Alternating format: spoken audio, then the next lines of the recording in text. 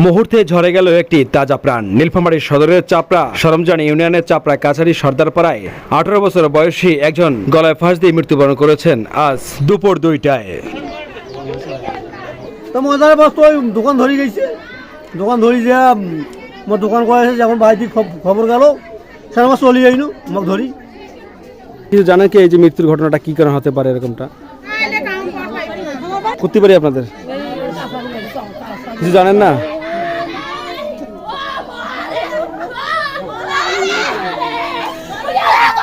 কি হয়?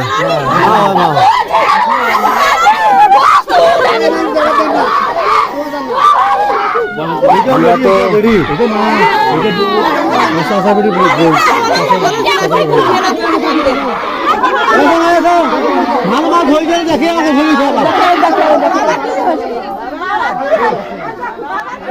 তবে ঘটনাস্থলে গিয়ে উপস্থিতিদের মধ্য থেকে প্রশ্ন করে জানা যায়নি মৃত্যুর কারণ কি।